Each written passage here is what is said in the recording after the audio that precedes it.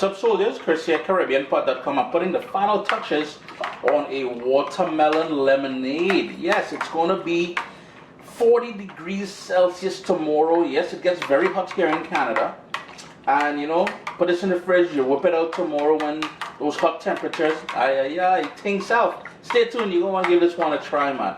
Watermelon lemonade. What's up, soldiers? Don't forget to click subscribe. If you've already clicked subscribe, hit that bell notification thing. I want to all you missing out on the new videos, man. Come on, click. Very first thing I like doing is to prep my watermelon. And this is 3/4. There's another quarter over there off, and you'll see the size of the watermelon that I used. It's a small watermelon. It's supposed to be seedless, but I'm seeing some seeds in there. No big deal. It's going into the blender, and I prepared it. Just cut up into chunks, and it's going into the blender here. So, and what we're gonna do later on is strain it. Now that is totally optional. If you want it with the sort of pulp in there, you want all that fiber, you can certainly go ahead and rock that. But in my case here, I just want to puree, and then we're gonna strain it.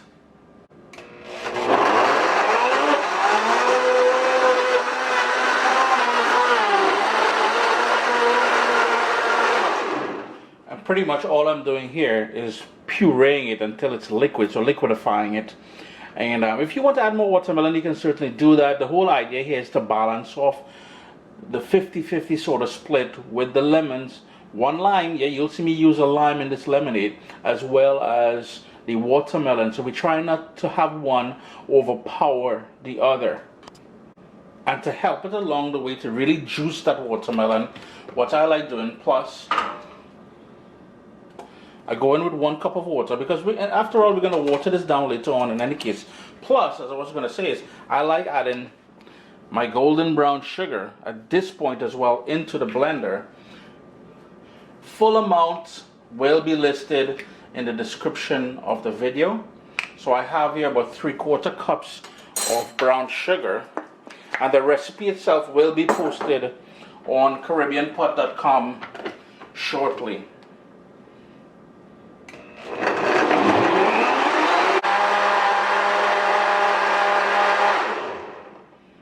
It'll only take about a minute or two to be able to get a nice puree. Now I'm going to allow that to settle for a bit, and we're going to juice the lemons. And like I said earlier, we're going to use 1 lime. That's going to add a nice little, a different citrus note altogether.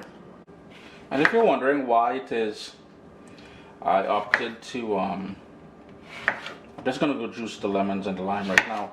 Why I opted to put the brown sugar, or any sugar. I like using the brown sugar. And the reason why I like using brown sugar, I never explained that to you guys. You get that lovely sort of Caribbean sugarcane sort of flavor in the back of your tongue when you drink this lemonade. Yeah, there's all kind of technicalities going on in here. If you have granulated sugar and you want to use granulated sugar, do your thing. If you wanted to use honey, agave, whatever it is, you do your thing.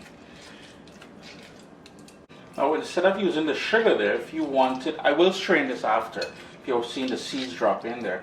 If you wanted to make a simple syrup, so you would take the sugar, whether it is that brown sugar that I used, or if you're using granulated sugar, white sugar, you would go 50-50, so for 3/4 cups of water, for 3/4 cups of sugar, bring it on the stove, warm it to its sort of it comes up to a gentle little boil, turn off the stove, stir it, and you have a simple syrup. So this way you can sweeten individually every glass of lemonade that you make. Maybe you make iced tea during the summertime and you want that simple syrup. That's the way to do it, you know.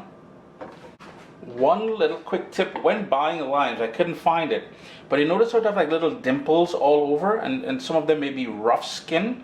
Trick is, try to find one that's as smooth as possible. They tend to have the most juice. Now, as far as taking the juice out of here, you have 2 options. You can roll it, and it helps to break down the juice inside there, or you can stick it in the microwave for about 10 seconds. And I kid you not, the microwave method really works. I was blown away when I first tried it a while ago. It's assembly time. So the first thing we're going to do is to strain the watermelon into the jug here. And as you strain it, you may need to swish it around with a spoon a bit, because all that fiber is going to be in there. Now remember, I said that is totally optional. If you want to deal with that fiber, you can certainly just pour it directly in there. And then next up, we're going to strain in all that lemon juice that we squeezed out freshly there. And try to use the fresh stuff. I'm not a fan of the pre-squeezed stuff in the bottle. But again, if that is all you have available, rock that, alright? Don't be allowing Uncle Chris to try and force all it to go on the road and try and get fresh lemons. Give that a little stir. Here's where we're going to go in with a couple shots of Angostura Bitters. No, I'm not being paid for this, but you know, your boy from the Caribbean, from Trinidad and Tobago, so I have to give them a little life. Plus it has a lovely flavor to that. We're going to go in with water now. Let's give it another quick stir. And here's the thing, if you're serving this right away, you want to be mindful. It will water down with ice, so I like chilling it first. So if you know tomorrow is going to be hot, put it in the fridge, and the next day give it a quick little stir and serve it up. It's a little bit of crushed ice and you're good to go. Chris here, CaribbeanPot.com. Always a pleasure having you guys here in the kitchen with me. Watermelon lemonade, very cool, very refreshing. And again, you're going to be a hero with the kids this summer. I'm making all you a hero, I'm telling you.